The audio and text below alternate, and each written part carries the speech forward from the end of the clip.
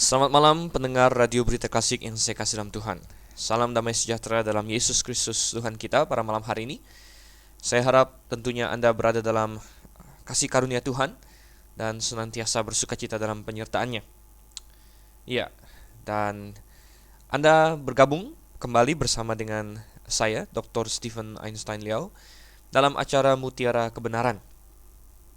Ini adalah penayangan ketiga kita, yaitu masuk ke dalam kitab Kejadian pasal yang ketiga. Kalau Anda baru saja mulai bergabung dengan kami, ketahuilah bahwa acara Mutiara Kebenaran adalah acara yang akan membahas kebenaran firman Tuhan. Mulai dari Perjanjian Lama, kita akan mulai dari kitab Kejadian, dan kemudian kita akan pilih kitab-kitab yang akan kita lalui dalam Perjanjian Lama ini. Kita mulai dari kitab Kejadian, karena kitab Kejadian memang adalah kitab pertama dalam Alkitab, dan karenanya kitab Kejadian memiliki posisi yang sangat strategis di dalam mempelajari kebenaran firman Tuhan. Kitab Kejadian merupakan fondasi dari kitab-kitab yang lain. Banyak sekali informasi dalam kitab Kejadian yang akan sangat penting dan bahkan vital untuk mengerti kebenaran-kebenaran Alkitab di tempat lain. Nah, Mutiara Kebenaran membicarakan kebenaran tentunya, ya. Dan kebenaran kita junjung tinggi, kita hargai bagaikan seseorang menghargai mutiara yang begitu berharga. Oleh karena itu, jikalau Anda adalah orang yang menghargai kebenaran, yang tidak takut untuk menggali kebenaran, yang menjunjung tinggi kebenaran lebih daripada kepercayaan-kepercayaan terdahulu atau bahkan konsep-konsep yang sudah mengakar, maka selamat bergabung, saya katakan, ke dalam acara Mutiara Kebenaran ini. Karena dalam acara ini kita akan benar-benar menggali kebenaran. Dan kita akan masuk ke dalam Kejadian pasal 3 hari ini. Tapi sebelumnya, mari kita berdoa terlebih dahulu. Kita satukan hati dalam doa. Ya Tuhan, ya Bapa kami yang bertata dalam kerajaan sorga. Tuhan, kami minta kepadamu agar Engkau mau menolong kami pada malam hari ini ketika kami mempelajari firman-Mu ya Tuhan, agar kami dapat mengertinya. Kami ucapkan syukur atas kesempatan ini Tuhan. Pimpin kami Tuhan, beri kami hikmat kebijaksanaan yang sungguh-sungguh kami perlukan. Sekali lagi Tuhan, biarlah semua yang mendengarkan, yang dekat, yang jauh, dapat membuka hati mendengarkan kebenaran firman-Mu. Kami berdoa Tuhan dalam nama Yesus Kristus saja, Tuhan dan Juru Selamat kami yang hidup. Amin. Ya, mari kita buka Alkitab kita. Silakan Bapak Ibu Saudara sekalian yang saya kasih Tuhan, membuka Alkitab. Dan jikalau Anda tidak memiliki Alkitab, Anda silakan dengarkan. Tapi kalau Anda ada di rumah atau di suatu tempat di mana Anda bisa mendengarkan dengan leluasa, saya sarankan agar Anda memiliki Alkitab dengan Anda, agar ketika kita membuka-buka ayat atau kita meneliti suatu perikop firman Tuhan dengan mendalam, Anda dapat ikut dengan tanpa ada kesulitan. Malam ini Kejadian pasal yang ketiga saudara, dan seperti biasa kita akan baca satu bagian, kemudian kita akan bahas, kemudian kita baca lagi bagian lain, kita bahas, demikian seterusnya. Dan ini adalah Kejadian pasal yang ketiga. Kita lihat ayat 1 hingga ayatnya yang ke-7. Kejadian pasal 3 ayat 1 hingga ayat yang ke-7. Demikian bunyi firman Tuhan. Adapun ular ialah yang paling cerdik dari segala binatang di darat yang dijadikan oleh Tuhan Allah. Ular itu berkata kepada perempuan itu, "Tentulah Allah berfirman, semua pohon dalam taman ini jangan kamu makan buahnya, bukan?" Lalu sahut perempuan itu kepada ular itu, "Buah pohon-pohonan dalam taman ini boleh kami makan. Tetapi tentang buah pohon yang ada di tengah-tengah taman, Allah berfirman, jangan kamu makan ataupun raba buah itu, nanti kamu mati." Tetapi ular itu berkata kepada perempuan itu, "Sekali-kali kamu tidak akan mati. Tetapi Allah mengetahui bahwa pada waktu kamu memakannya, matamu akan terbuka dan kamu akan menjadi seperti Allah, tahu tentang yang baik dan yang jahat." Perempuan itu melihat bahwa buah pohon itu baik untuk dimakan dan sedap kelihatannya. Lagi pula pohon itu menarik hati karena memberi pengertian. Lalu ia mengambil dari buahnya dan dimakannya, dan diberikannya juga kepada suaminya yang bersama-sama dengan dia, dan suaminya pun memakannya. Maka terbukalah mata mereka berdua dan mereka tahu bahwa mereka telanjang. Lalu mereka menyemat daun pohon ara dan membuat cawat. Ya, pasal 3 merupakan pasal yang sangat penting di dalam Alkitab. Ya, pasal yang sangat penting di dalam Kejadian dan di dalam dunia orang Kristen, saudara yang kasih Tuhan. Mengapa? Ya, bayangkan ya, di dalam Kejadian pasal 1 dan pasal 2 kita mendapatkan cerita tentang Allah yang menciptakan langit dan bumi. Ya. Dan kita disuguhkan bagaimana Allah menciptakan langit dan bumi itu dalam 6 hari lamanya. Dan kita membaca bagaimana dunia yang Tuhan ciptakan itu adalah dunia yang begitu indah. Dunia yang begitu sempurna. Ya. Bahkan kita masih membaca di pasal yang kedua bahwa pada hari yang ketujuh Allah melihat semuanya itu baik dan bahkan memberkatinya. Jadi kita mendapat gambaran dunia yang diciptakan adalah dunia yang sempurna, tanpa ada sakit hati, tanpa ada bencana alam, tanpa ada peperangan, tanpa ada kematian. Tetapi saudara yang kasih Tuhan, kenyataan yang kita lihat hari ini dalam kehidupan kita sehari-hari sangat jauh berbeda.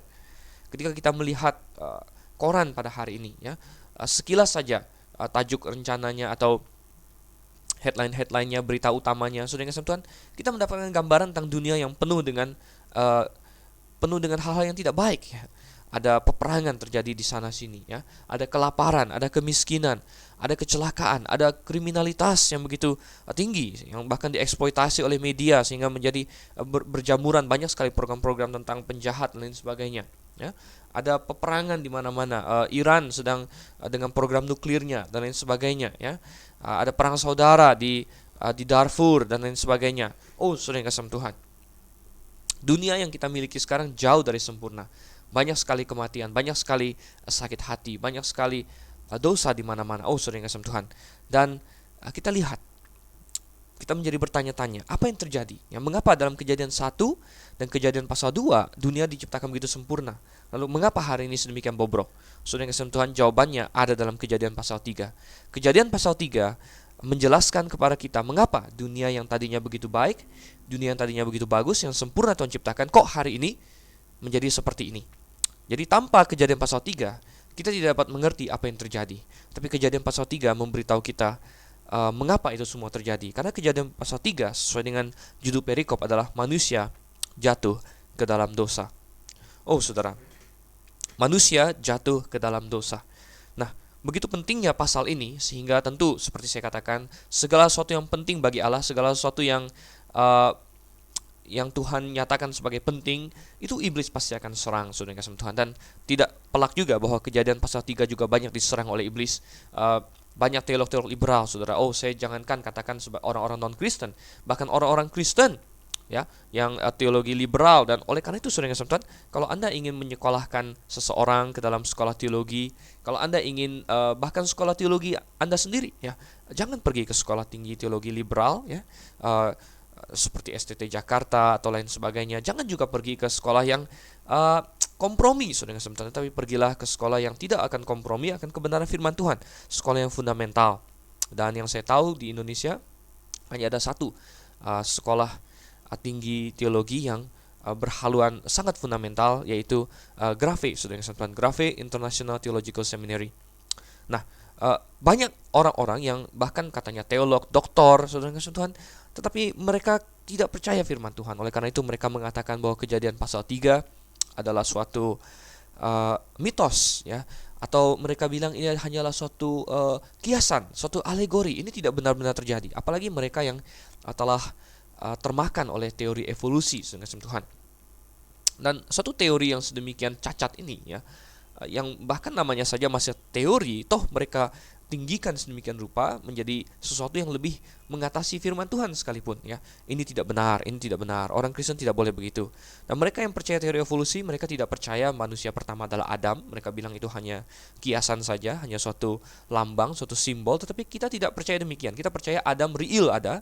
Adam adalah orang yang benar-benar hidup, namanya Adam, dia orang pertama yang Tuhan ciptakan, ya. Dan orang yang tidak percaya Adam tentu tidak percaya akan Kejadian pasal 3 ini. Mereka anggap ini hanya puisi, mereka anggap ini hanya suatu simbol, alegori. Tetapi saudara yang kasih Tuhan, itu tidak benar. Itu bukan cara membaca Alkitab dan menafsir Alkitab yang benar. Kejadian pasal 3 bukan puisi, ya. Ini adalah catatan sejarah, ya. Catatan sejarah. Dan kita akan lihat. Nah, sedikit kilas balik di dalam pasal yang kedua, Adam dan Hawa diciptakan oleh Tuhan. Pertama Adam, ya, Adam diciptakan pertama, kemudian Hawa sesudahnya, ya, dan kemudian Tuhan tempatkan mereka di Taman Eden, dan kita akan baca tentang kisah mereka di sini. Ya. Rupa-rupanya di Taman Eden selain ada manusia tentu ada banyak hewan juga, dan salah satunya adalah ular, saudara yang sekalian. Ya, salah satunya adalah ular, dan kita baca di Kejadian pasal 2 bahwa Adam telah uh, menamai ya binatang-binatang, dan sesuai dengan nama yang dia berikan kepada binatang-binatang, nama itulah yang melekat pada binatang tersebut. Nah, ular adalah salah satu binatang, dan dikatakan ular ialah yang paling cerdik dari segala binatang di darat yang dijadikan oleh Tuhan Allah. Nah, kita tahu bahwa pada zaman ini pun di dunia pasca kejatuhan dalam dosa, ya, di mana mungkin kemampuan intelijensi binatang telah banyak berkurang, bahkan di dunia sekarang ini pun intelijensi binatang berbeda-beda, saudara. Anjing ya intelijensinya berbeda dengan binatang-binatang lain, ya. Ada binatang yang dapat kita latih sedemikian rupa. Contohnya anjing adalah binatang yang sangat cerdik, saudara. Ya, maksudnya kemampuan otaknya, dia mampu untuk belajar banyak hal. Ya, oleh karena itu kita tahu ada anjing penyelamat, bahkan anjing penjaga. Polisi banyak menggunakan anjing untuk mengendus barang, mencari barang. Ya, dilatih. Anjing sirkus, ya, tentu berbeda dengan binatang seperti semut misalnya, ya. Semut atau binatang-binatang lain yang lebih rendah tingkat intelijensinya, ya. Dan ilmu pengetahuan menyatakan bahwa anjing dan lumba-lumba merupakan dua ekor binatang yang termasuk yang cerdik sekali dalam dunia kita sekarang. Nah, rupanya saudara, ular pada waktu pertama diciptakan adalah yang paling cerdik. Demikian kata Alkitab, ya. Nah, dan dikatakan dia diciptakan oleh Tuhan Allah, dan ular itu berkata kepada perempuan itu. Nah, di sini kita menghadapi suatu masalah. Mengapa tiba-tiba ular di sini berbicara, saudara? Nah, banyak pihak yang tidak memiliki iman mengatakan ini adalah fabel, ya. Ini adalah fabel, tapi kita bilang ini bukan fabel, ini fakta. Nah, mengapa ular bisa bicara, saudara yang Tuhan? Dan mengapa Hawa tidak terkejut ketika ular itu berbicara, ya? Ada beberapa kemungkinan, ya.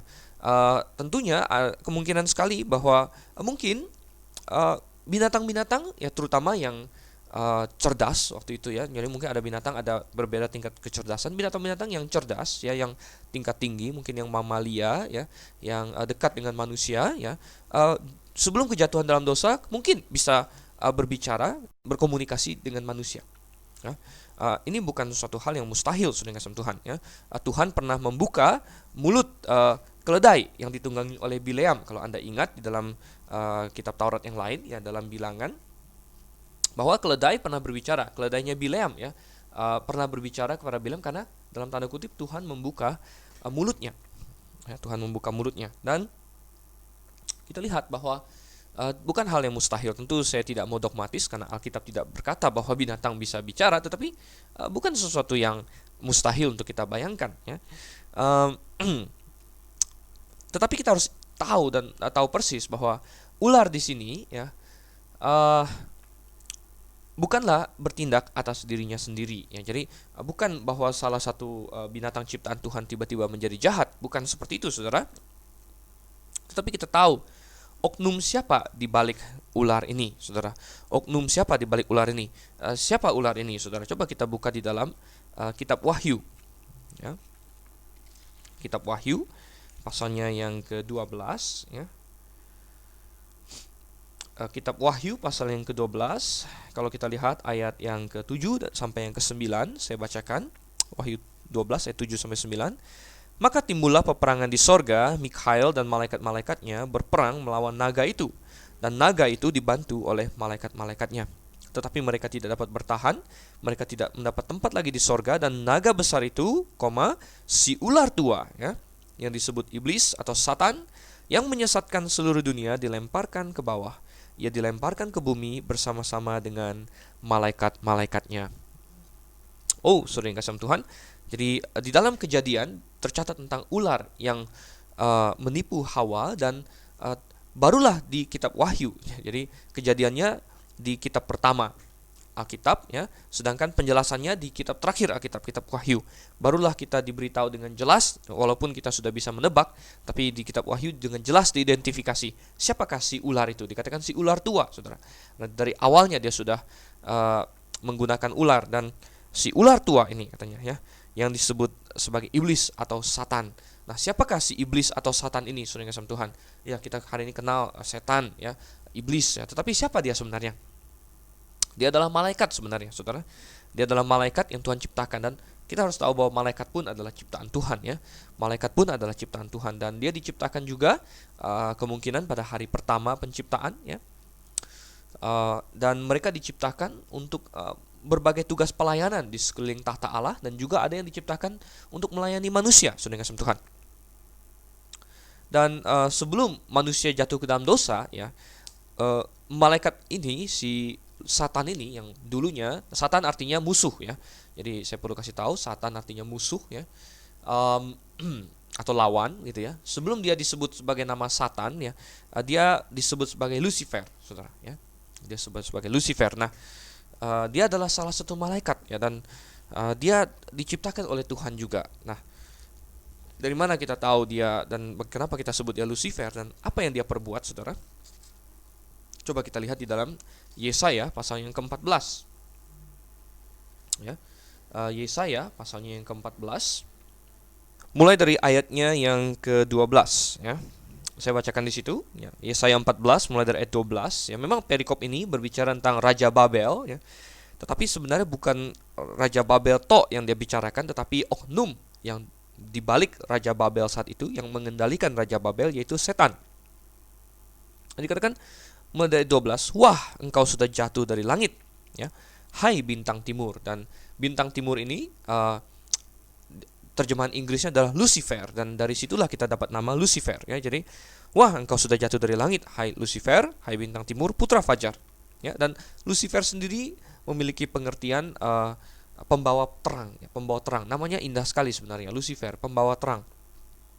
Nah, oleh karena itu disebut sebagai bintang timur ya, putra fajar. Engkau sudah dipecahkan dan jatuh ke bumi, hai yang mengalahkan bangsa-bangsa. Engkau yang tadinya berkata dalam hatimu, aku hendak naik ke langit, aku hendak mendirikan tahtaku mengatasi bintang-bintang Allah, dan aku hendak duduk di atas bukit pertemuan jauh di sebelah utara. Aku hendak naik mengatasi ketinggian awan-awan, hendak menyamai yang maha tinggi. Nah, disinilah kita diberitahu oleh Tuhan kunci kejatuhan dari iblis, Satan, atau yang dahulu dikenal dengan nama Lucifer. Rupanya sebagai makhluk ciptaan ya, sesudah dia diciptakan kemungkinan pada hari pertama penciptaan seperti saya katakan tadi ya, sampai dengan hari ketujuh tidak ada yang salah ya, semua baik-baik saja ya. Karena sampai dengan hari ketujuh Allah melihat semua ciptaan dan melihat semuanya baik. Tetapi lepas dari hari ketujuh kita tidak diberitahu berapa lama ya, tapi tidak mungkin terlalu lama ya. Jadi lepas dari hari yang ketujuh, saudara, iblis jatuh ke dalam dosa, dan dosanya adalah dosa ingin menyamai Allah. Dia ingin menjadi Allah, saudara. Nah, mungkin dia tidak percaya dia diciptakan, saudara. Jadi pada waktu mereka diciptakan, karena malaikat mungkin adalah yang paling pertama diciptakan ya.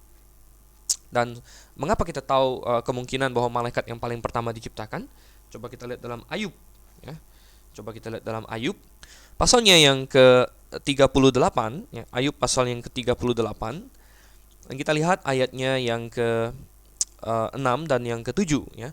Dan sedikit konteks, Anda boleh baca sendiri nanti lebih panjang dari ayat 1. Di sini Allah sedang menanyai Ayub, Allah sedang menantang Ayub ya. Ayub, engkau sepertinya tahu begitu banyak hal, kalau gitu jawab pertanyaan-pertanyaan ini. Dan dari ayat 6 sampai ayat 7 adalah tantangan Tuhan kepada Ayub. Apakah Ayub tahu, katanya ya. Di ayat 6 dikatakan, atas apakah sendi-sendinya dilantak? Ya, maksudnya bumi ya. Atas apakah sendi-sendinya dilantak, dan siapakah yang memasang batu penjurunya? Pada waktu bintang-bintang fajar bersorak-sorak bersama-sama dan semua anak Allah bersorak-sorai. Jadi kalau Anda baca mulai dari ayat yang keempat ya, di manakah engkau ketika aku meletakkan dasar bumi ya? Ceritakanlah kalau engkau mempunyai pengertian. Allah sedang bertanya, waktu aku ciptakan bumi ya, kamu tahu nggak bagaimana prosesnya, Ayub ya? Dan di ayat 7 Tuhan bilang, pada waktu dia menciptakan bumi, pada waktu yang sama bintang-bintang fajar ya bersorak-sorak bersama-sama dan semua anak Allah bersorak-sorai. Dan istilah bintang-bintang fajar di sini sangat cocok sekali dengan gambaran malaikat, saudara. Dan mereka juga disebut anak Allah ya, karena mereka ciptaan Allah. Jadi pada waktu Allah menciptakan bumi ya, sepertinya malaikat sudah diciptakan. Jadi mungkin ya tidak dicatat dalam Alkitab, tetapi pada hari pertama mungkin Allah menciptakan malaikat dulu ya, dan sudah itu baru dia menciptakan bumi.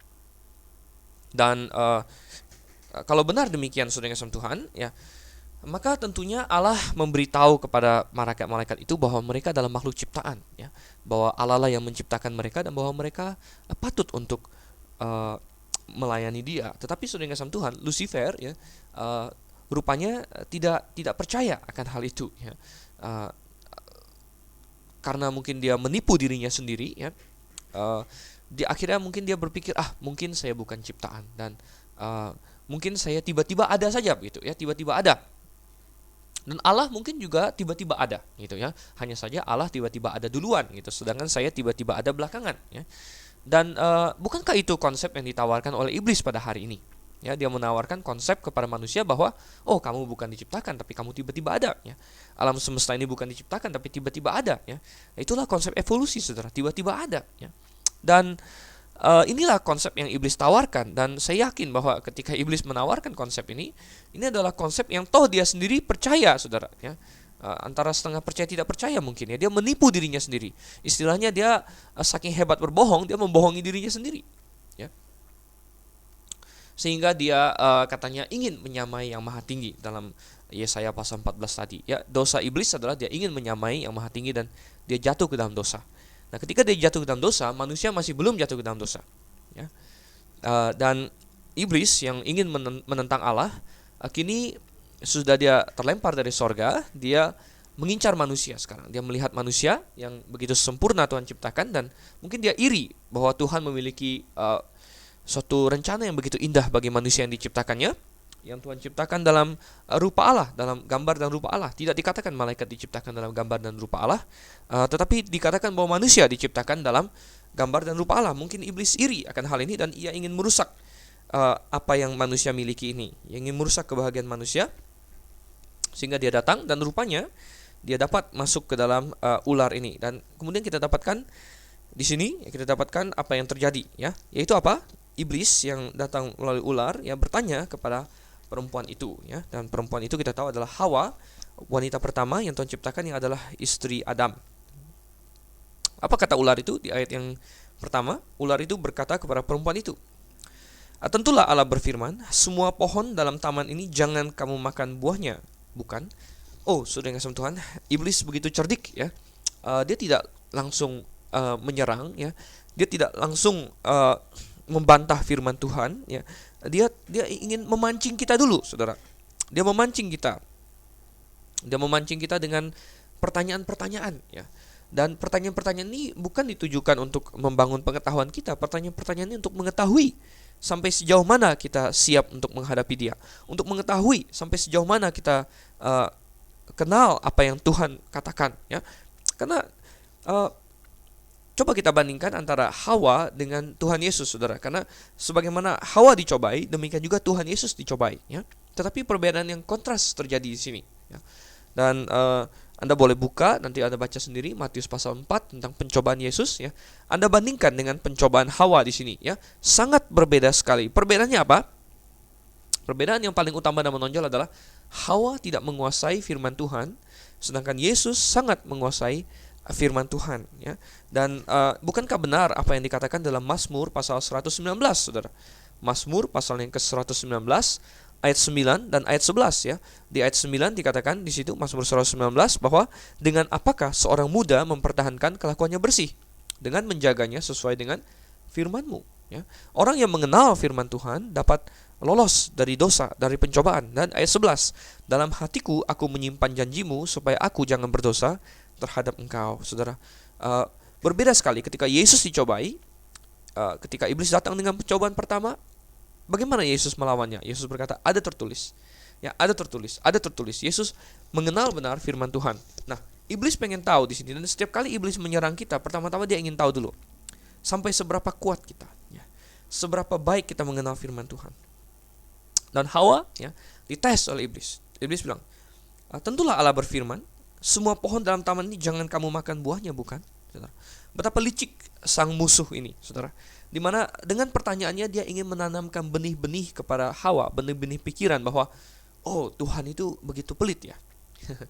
Hanya dengan pertanyaan, saudara, bukan, tidak perlu dengan kata-kata langsung. Hanya dengan pertanyaan ya.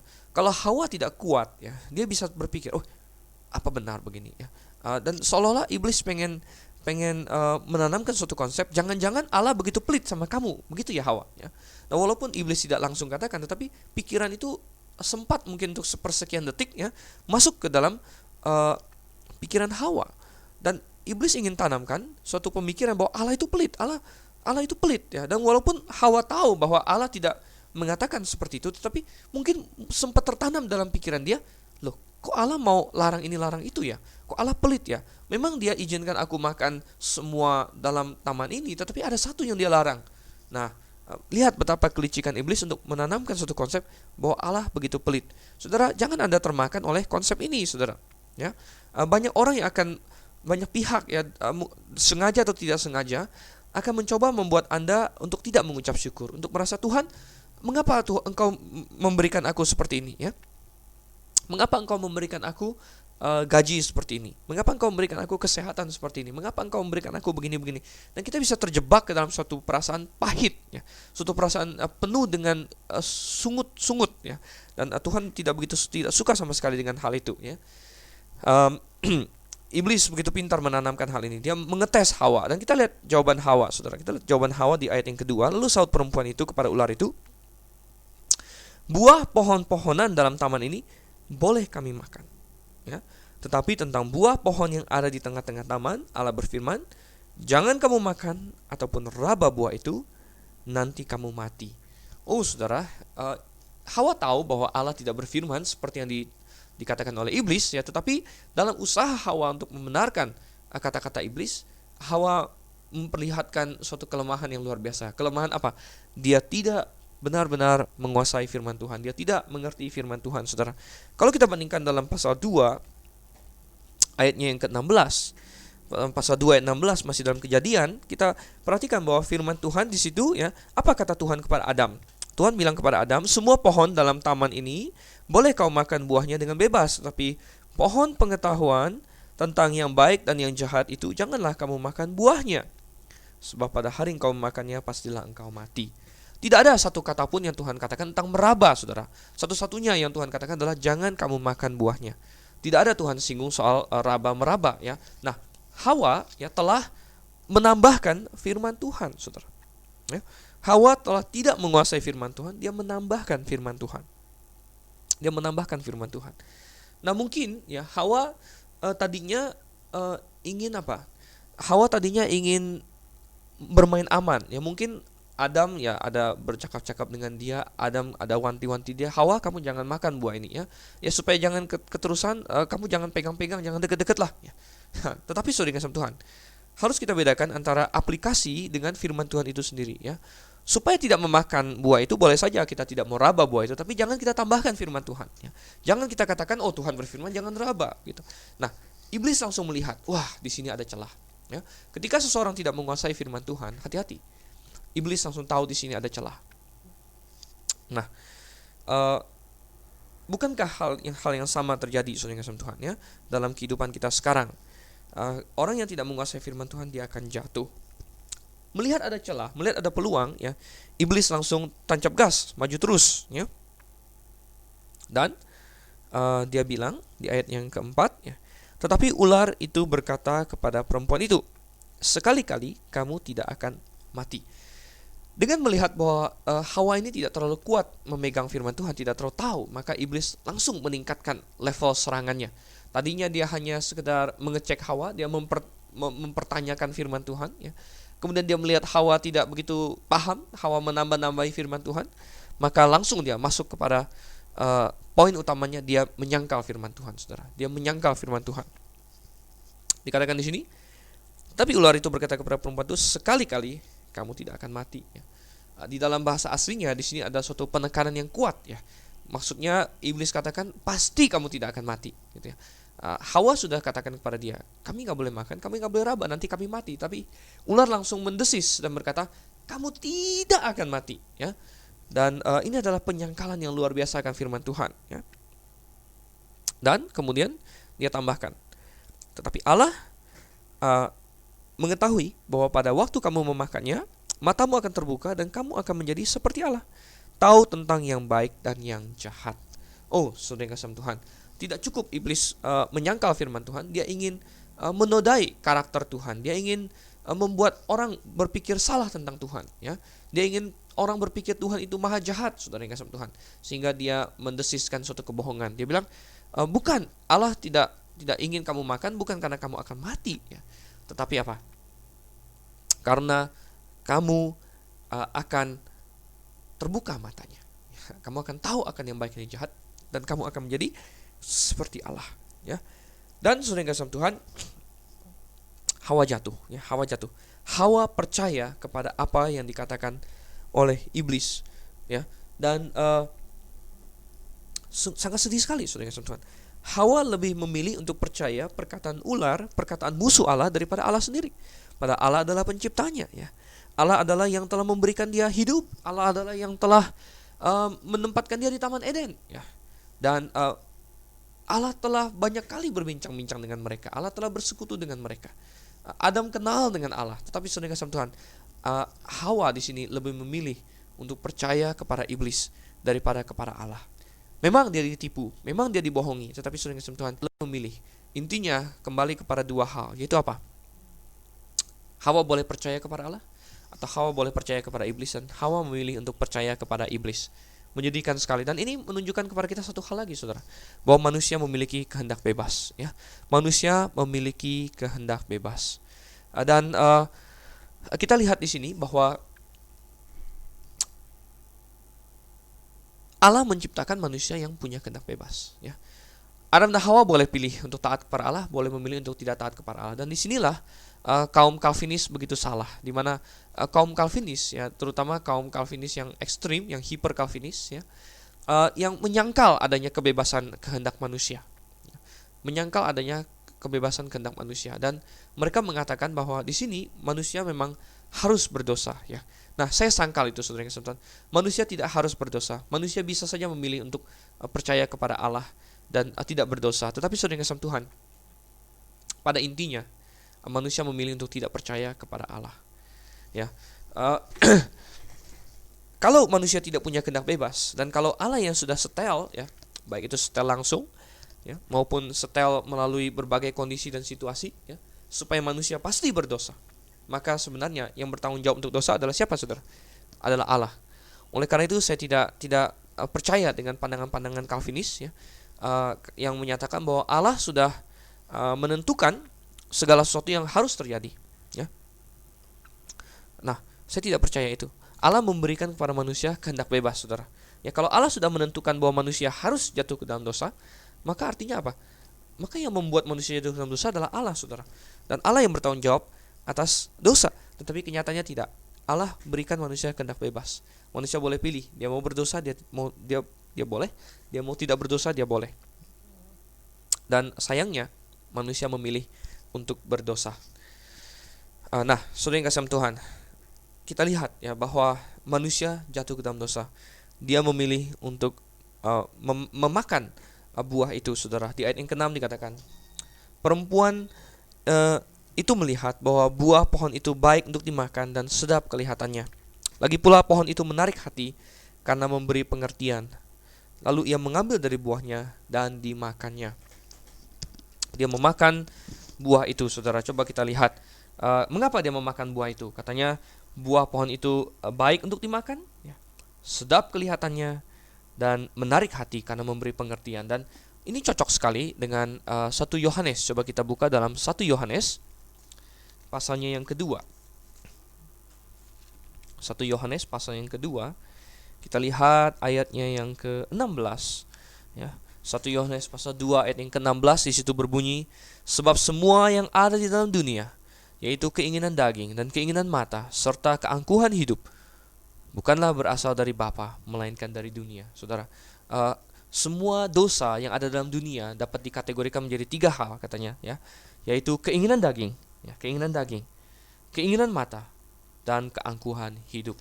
Dan ketiga hal ini pula lah yang disuguhkan kepada Hawa, saudara. Buah itu katanya baik untuk dimakan, saudara. Keinginan daging, sedap kelihatannya, keinginan mata, sedap kelihatannya, dan menarik hati karena memberi pengertian, keangkuhan hidup.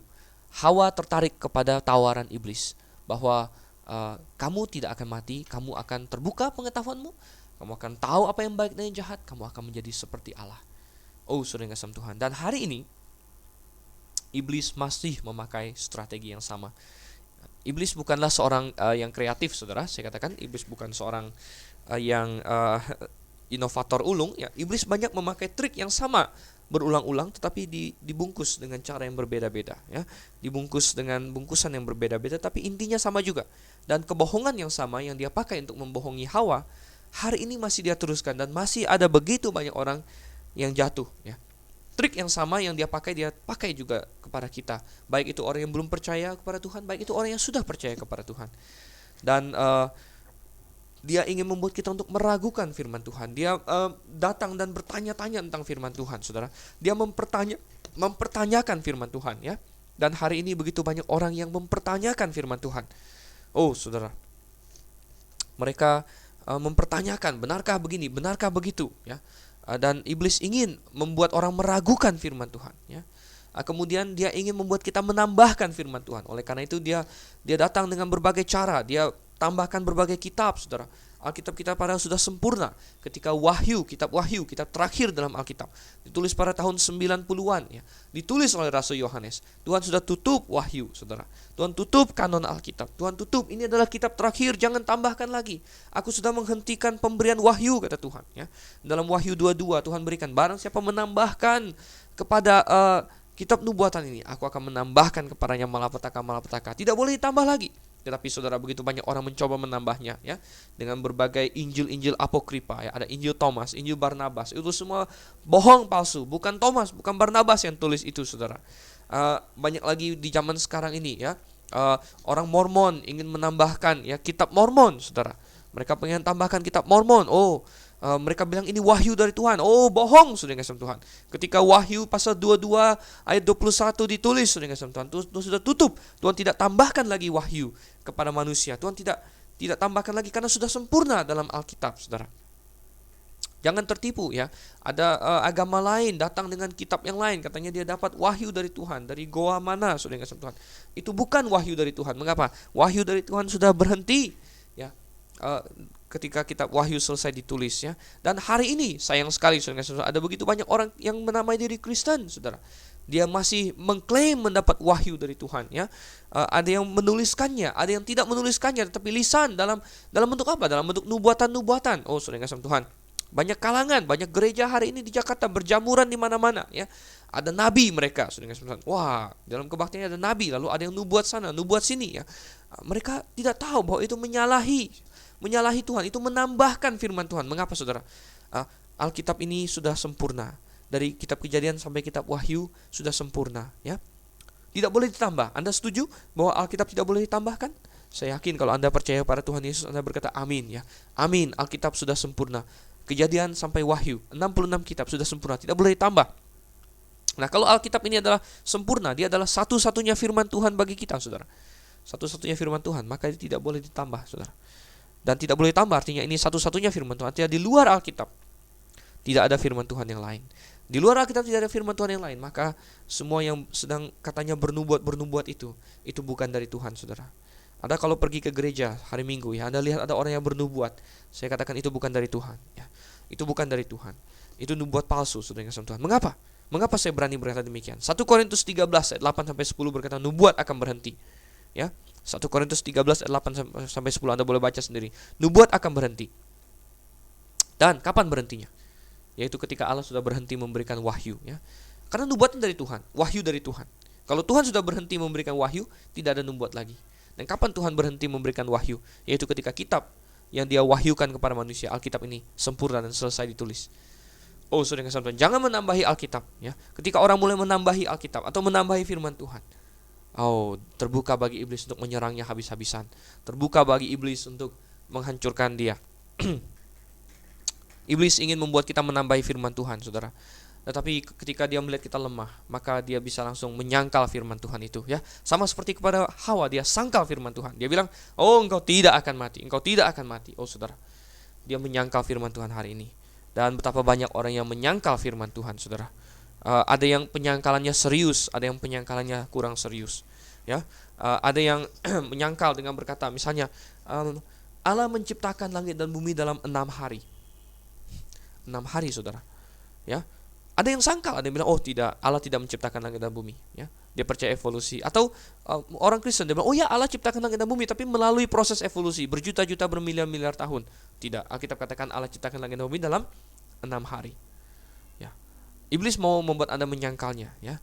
Ada begitu banyak, saudara yang kasih Tuhan, begitu banyak. Ada firman Tuhan berkata, Paulus berkata, ya, 1 Timotius pasal 2, aku tidak mengizinkan di dalam pertemuan jemaat, aku tidak mengizinkan wanita mengajar laki-laki. Oh, itu adalah ayat yang serius. Anda boleh buka 1 Timotius pasal 2, saudara. Mulai dari ayat 8 dan seterusnya. Paulus berkata, aku tidak mengizinkan wanita mengajar laki-laki dalam pertemuan jemaat. Ingat ya, saya tidak bicara mengenai mengajar Inggris, ngajar TK, ngajar SMA, ya, atau ngajar universitas. Dalam pertemuan jemaat. Artinya apa? Tuhan tidak ingin wanita menjadi gembala sidang untuk memimpin di dalam jemaat, tetapi laki-laki. Lalu banyak orang bilang, oh tidak, saya tidak mau taat. Itu tidak benar. Dia menyangkal firman Tuhan. Dan iblis ingin membuat kita melakukan hal itu, saudara yang kasih Tuhan. Dan dia memberikan kita kebohongan-kebohongan yang sama, ya, kebohongan-kebohongan yang sama. Ya, sama seperti dia membuat Hawa. Ya, dia bilang sama Hawa, kamu tidak akan mati. Hari ini pun kebohongan yang sama didengungkan. Kamu tidak akan mati, kamu tidak akan mati. Berapa banyak orang di dunia ini yang percaya kita tidak akan mati, saudara? Percaya bagaimana? Oh, dia masukkan kebohongan dengan apa? Dengan yang namanya reinkarnasi. Ya, berapa banyak orang Hindu, orang Buddha, atau dari agama manapun lagi yang percaya reinkarnasi, saudara? Itu adalah kebohongan iblis. Ya. Reinkarnasi adalah cara iblis untuk menjelaskan kamu tidak akan mati. Ya, karena kamu mati, kamu akan lahir lagi. Kamu akan lahir lagi. Kamu tidak akan mati, saudara. Ini adalah cara iblis, trik iblis. Ya. Kamu akan menjadi seperti Allah. Berapa banyak orang yang percaya dia akan menjadi seperti Allah, saudara? Kaum Mormon sekali lagi ya, mengajarkan bahwa kita sebenarnya adalah Allah-Allah kecil. Allah-Allah kecil, kita Allah kecil. Oh, saudara, ini hal yang salah, saudara. Dan ketika manusia memberontak dari Allah, maka mereka menjadikan dirinya sendiri Allah bagi dirinya, dan mereka menolak Allah yang benar. Dan kita lihat di sini betapa menyedihkan, saudara. Di ayat yang ke-6 dan yang ke-7, ya, dia memakan buah itu dan diberikannya kepada suaminya yang bersama-sama dengan dia, dan suaminya pun memakannya. Oh, saudara, di dalam 1 Timotius dikatakan bahwa 1 Timotius 2 ayat 4, ya, bahwa Adam tidak tertipu, saudara. Adam tidak tertipu. 1 Timotius 2 ayat yang ke-4, 14, ya. Dikatakan bukan Adam yang tergoda, melainkan perempuan itulah yang tergoda dan jatuh ke dalam dosa. Adam tidak tergoda, ya. Banyak penafsir mengatakan bahwa Adam tidak tertipu oleh iblis. Dia tahu iblis sedang bohong, ya. Dia tidak tergoda. Tetapi mengapa Adam tetap makan buah itu? Oh, Adam makan buah itu, ada yang menafsirkan bahwa karena dia melihat Hawa memakannya, dia mau turut memakannya. Dia memakannya bukan karena dia tertipu oleh iblis, tapi dia menuruti kata-kata Hawa. Mungkin karena dia merasa bahwa dia harus ikut apa yang Hawa lakukan. Nah, saudara, tetapi itu membuat kesalahan Adam lebih hebat lagi, ya. Lebih besar lagi. Oleh karena itu, mengapa dalam firman Tuhan selalu dikatakan yang pertama berdosa adalah Adam, ya. Selalu dikatakan Adam yang bertanggung jawab untuk dosa manusia, walaupun sebenarnya bukan Adam yang pertama makan, ya. Kalau kita baca kisahnya, Hawa yang pertama makan. Tapi mengapa dalam Alkitab selalu yang disalahkan Adam, dosa Adam? Karena apa? Satu, ya. Dosa Adam lebih berat. Hawa tertipu, Hawa tergoda. Dia kira apa yang iblis katakan benar. Adam tidak tergoda, dia tidak tertipu. Dia makan dengan kesengajaan, itu adalah dosa yang lebih besar, ya. Nomor 2, Adam adalah pemimpin, ya. Dia kepala rumah tangga. Apa yang dilakukan oleh Hawa, Adam ikut bertanggung jawab di situ. Dan ada dikatakan di situ ada Hawa yang ikut bersama, Hawa memberi makan suaminya yang bersama-sama dengan dia. Mungkin Adam tidak jauh dari tempat itu. Mungkin saya tidak tahu apakah Adam mendengar, ya, kata-kata iblis atau tidak. Yang jelas dia tidak jauh dari situ. Mungkin dia melihat Hawa sedang ngomong dengan ular di bawah pohon itu. Mestinya dia bertindak. Ya, atau mungkin mestinya Adam lebih baik mengajari Hawa tentang apa firman Tuhan, sehingga Hawa tidak nambah-nambahin meraba-meraba segala, ya. Entah apapun itu, Adam bertanggung jawab juga atas apa yang dilakukan oleh Hawa. Dan oleh karena itu di dalam Alkitab selalu dikatakan dosa Adam. Di dalam Roma pasal 5, karena dosa satu orang, yaitu Adam, saudara, maka seluruh manusia jatuh ke dalam dosa. Semenjak hari yang begitu mengenaskan itu, manusia jatuh ke dalam dosa. Karena Adam dan Hawa adalah nenek moyang pertama kita, orang tua pertama kita, saudara. Maka semua keturunannya sejak itu mewarisi sifat-sifat dosanya. Semua manusia, saudara, itu sudah jatuh ke dalam dosa, ya. Di dalam belenggu dosa, tidak dapat berbuat apa yang baik untuk menyenangkan hati Allah. Dan saudara yang kasih Tuhan, kita lihat Ya. Um, Ayat yang ketujuh dikatakan efek dosa langsung nyata, saudara. Dosa langsung membawa efek. Maka terbukalah mata mereka berdua. Mereka tahu bahwa mereka telanjang. Lalu mereka menyemat daun pohon ara dan membuat cawat. Oh saudara, pada hari itu mereka mati, saudara. Tuhan katakan pada hari engkau memakannya, engkau akan mati. Mati apa? Mereka mati rohani, saudara kasih Tuhan. Mereka mati rohani. Apa itu mati rohani? Apa itu kematian? Kematian adalah keterpisahan, saudara. Ketika kita mati jasmani, tubuh kita berpisah dengan roh dan jiwa kita.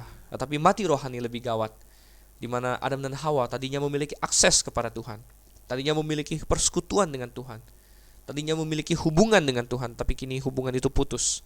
Ada keterpisahan antara manusia dengan Tuhan sekarang, dan karena Tuhan adalah sumber hidup, maka manusia yang terputus dari Tuhan akan mati. Pada hari mereka memakannya, mereka mati rohani. Dan kematian jasmani tinggal menunggu waktu, saudara. Tinggal menunggu waktu. Ada yang panjang, ada yang sebentar. Bagi Adam dan Hawa, dengan tubuh mereka yang diciptakan sempurna, kematian jasmani memang agak lama menyusul, saudara. Agak lama menyusul, 900-an tahun mereka sempat hidup. Tetapi toh mereka mati juga, ya, secara jasmani. Karena pada hari mereka memakannya, mereka sudah mati rohani. Saudara, hari ini pun Anda dan saya sudah berdosa. Kita sudah berdosa. Bagaimana untuk menyelesaikan dosa itu, saudara? Nah, kita akan lihat di ayat-ayat selanjutnya. Pertama, kita lihat bahwa mereka sadar mereka telanjang, saudara. Jadi saya katakan bahwa rasa malu karena telanjang adalah sesuatu yang bagus, saudara. Sesuatu yang timbul semenjak ada dosa di dunia ini, ya. Rasa malu karena telanjang, ya, bukanlah sesuatu yang dibuat-buat, saudara.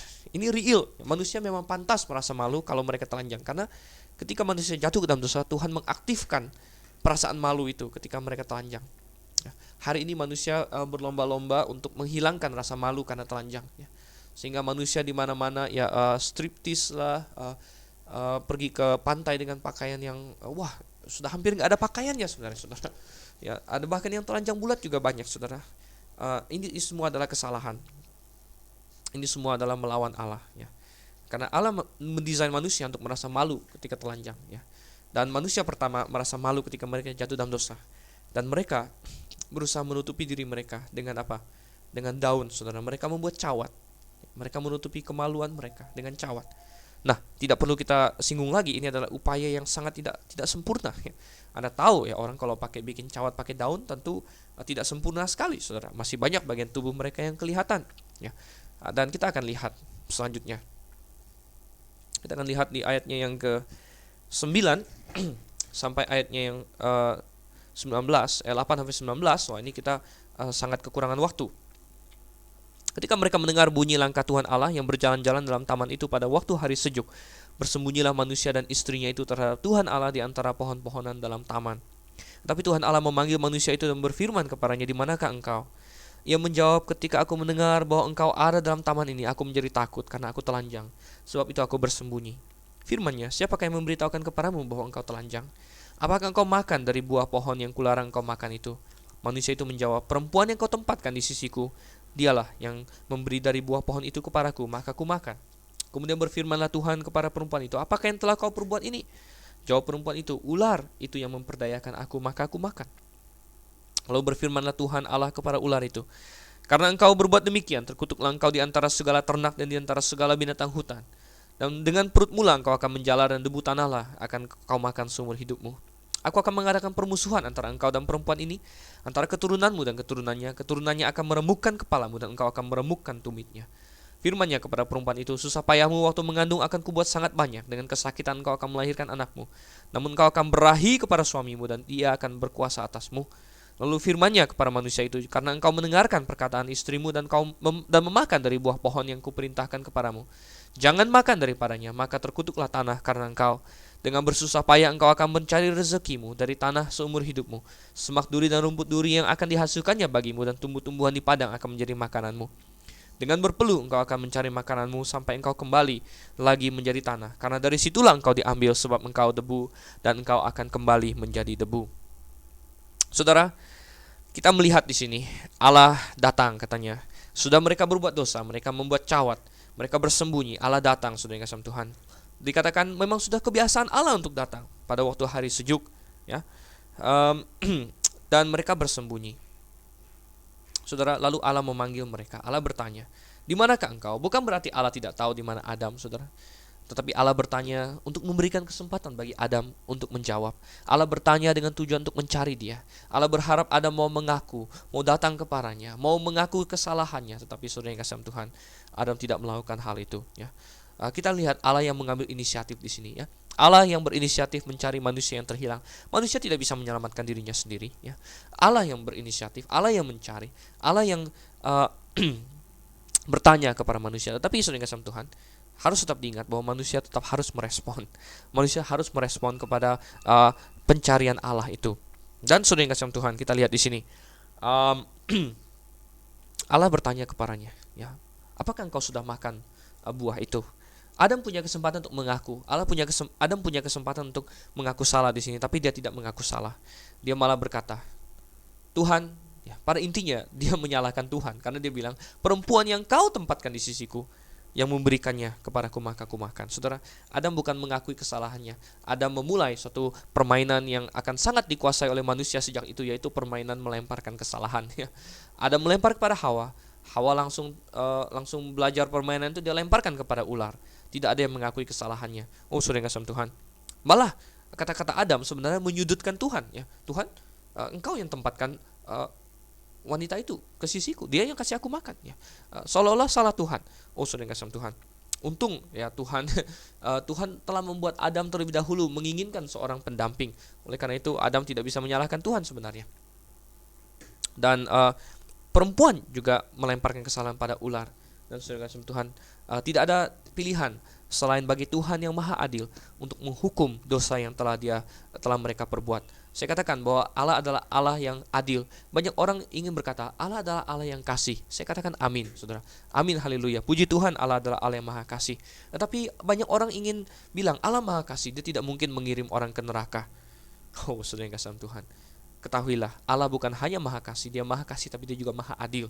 Ya, dia maha suci. Oleh karena itu, saudara, Allah yang maha suci tidak bisa mentoleransi dosa. Dosa tidak bisa masuk ke sorga. Ya. Dan Allah yang maha adil, dia harus menjalankan hukum. Allah sudah bilang sama Adam, hari engkau memakannya engkau akan mati. Allah tidak mungkin berkata, oke, saya tidak enggak jadi deh, enggak jadi. Enggak mungkin, saudara. Atau Adam bisa menyogok Allah. Tuhan, saya mau berbuat baik deh.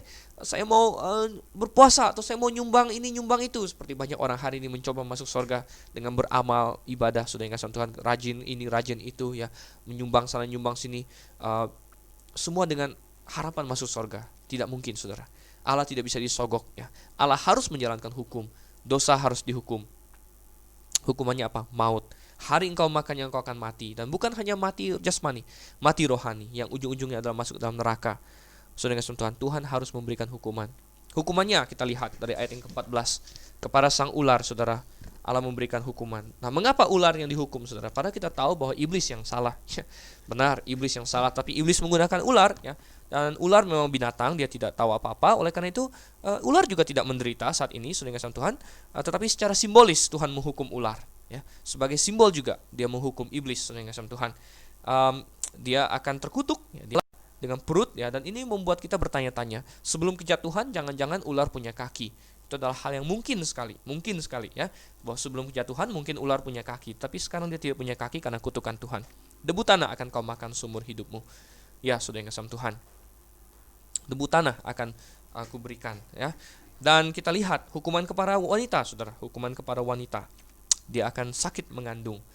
Ketika dia akan melahirkan, dia akan sakit katanya. Dan dia akan berahi kepada suaminya, dan suami akan berkuasa atasnya, saudara. Dan ini adalah bagian dari wanita, ya.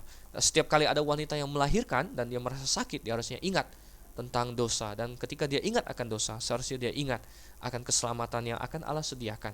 Keselamatan itu apa, saudara? Kita akan lihat nanti. Tapi bagi laki-laki hukumannya juga ada, saudara. Pekerjaan akan begitu sulit, ya.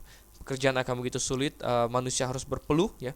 Sebelumnya tidak ada istilah keringat, tetapi katanya engkau akan berpeluh, ya, bersusah payah mencari makanan. Dan kemudian yang paling utama, engkau akan mati. Dari tanah engkau diambil, dari tanah engkau akan kembali. Engkau akan mati, Tuhan bilang, ya. Dan hukuman utama dosa memang adalah maut ujung-ujungnya. Semua orang yang sudah berdosa harus masuk neraka, termasuk Anda dan saya, saudara. Lalu apakah tidak ada harapan? Pastikah kita masuk neraka? Oh saudara, ada kabar baik, ada harapan. Di dalam tengah-tengah penghukuman dosa ini, Allah memberikan harapan kepada manusia, yaitu di ayat yang ke-15. Disinilah Injil pertama-tama dikumandangkan, saudara kasih Tuhan. Dalam Kejadian pasal 3 ayat 15, Injil pertama dikumandangkan. Allah memberikan harapan, katanya. Dia masih berbicara kepada ular, dia bilang, aku akan mengadakan permusuhan antara engkau dan perempuan ini, antara keturunanmu dan keturunannya. Keturunannya akan meremukkan kepalamu, dan engkau akan meremukkan tumitnya. Oh, saudara yang kasih Tuhan. Tuhan akan bilang, ada keturunan perempuan, satu orang keturunan perempuan yang akan meremukkan kepala ular, yaitu kepala iblis. Dan iblis akan meremukkan tumitnya memang, tapi tentu keturunan ini akan menang. Siapakah yang dimaksud, saudara? Yesus Kristus yang dimaksud. Yesus Kristus, keturunan perempuan, karena dia tidak dilahirkan oleh seorang laki-laki, melainkan oleh seorang perempuan. Maria, dia mengandung bukan karena dia bersetubuh dengan laki-laki, tetapi karena dia mengandung karena perbuatan Roh Kudus, saudara kasih Tuhan. Oleh karena itu dia masih perawan ketika dia melahirkan Yesus. Tetapi sesudah dia melahirkan Yesus, tentunya dia bukan perawan lagi, karena dia ada melahirkan, dia bersetubuh dengan Yusuf suaminya, dan dia ada melahirkan banyak anak yang lain sesuai dengan firman Tuhan. Tetapi dia disebut keturunan perempuan. Yesus Kristus disebut keturunan perempuan. Dan kapan dia meremukkan kepala iblis? Oh saudara, ketika dia tergantung di atas kayu salib, dia mati di atas kayu salib, dia menanggung kematian. Saat itu iblis meremukkan tumitnya, dia menanggung kesakitan, dia mati di atas kayu salib. Mengapa saudara? Dia adalah Allah yang menjadi manusia. Dia mati di atas kayu salib untuk menerima hukuman dosa, ya, menerima hukuman dosa yang saya perbuat, yang kamu perbuat, yang Anda perbuat, yang semua orang perbuat. Dia tanggung itu. Dan karena hukuman sudah ditanggung, maka barang siapa percaya kepadanya tidak perlu lagi menanggung hukuman itu, karena dia sudah bayar. Bagaikan orang yang punya hutang, saudara. Hutang itu dilunasi oleh Yesus, sehingga barang siapa mau percaya kepada Yesus, hutangnya dianggap sudah tiada, karena Yesus sudah bayarkan. Oh saudara, pada hari itulah dia meremukkan kepala ular. Pertanyaannya, maukah Anda percaya kepadanya? Kita semua orang berdosa, saudara Tuhan. Kita semua orang berdosa, dan tidak ada cara menyelesaikan dosa selain dengan adanya orang lain yang menggantikan dosa itu, ya, dihukum bagi kita. Dan Yesus Kristus melakukan itu. Di ayat yang ke-20 dan 21 dikatakan, manusia itu memberi nama Hawa kepada istrinya, sebab dialah yang menjadi ibu segala yang hidup, ibu semua yang hidup. Dan 21 sangat penting. Dan Tuhan Allah membuat pakaian dari kulit binatang untuk manusia dan untuk istrinya itu, lalu mengenakannya kepada mereka. Oh saudara, Tuhan langsung mendemonstrasikan secara sangat grafik, dengan sangat nyata, bahwa ada binatang yang Tuhan bunuh, saudara. Ya, binatang yang Tuhan bunuh. Jadi kematian jasmani pertama di dunia dilakukan oleh Tuhan sendiri. Mengapa? Karena dosa sudah masuk. Dan karena dosa sudah masuk, harus ada kematian. Adam dan Hawa harus mati. Tetapi mungkin dan ada yang menggantikan mereka mati. Yaitu apa? Pertama, dengan simbol binatang.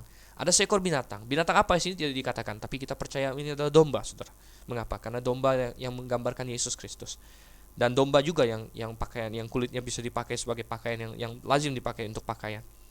Dan Tuhan membunuh seekor binatang untuk menunjukkan kepada Adam dan Hawa, karena dosa kalian ada yang harus mati. Ini dilambangkan dengan domba, dengan binatang yang dibunuh oleh Tuhan untuk diambil kulitnya, untuk membuat pakaian bagi Adam dan Hawa. Melambangkan juru selamat yang akan datang untuk menanggung dosa kita. Oh, saudara yang kasih Tuhan, penuh dengan simbologi, penuh dengan banyak sekali gambaran di sini. Tadinya manusia telanjang, mereka malu. Telanjang itu lambang dosa. Manusia mencoba menutupi ketelanjangannya. Manusia mencoba menyelesaikan dosanya dengan caranya sendiri, yaitu dengan cawat-cawatan, dengan daun-daunan.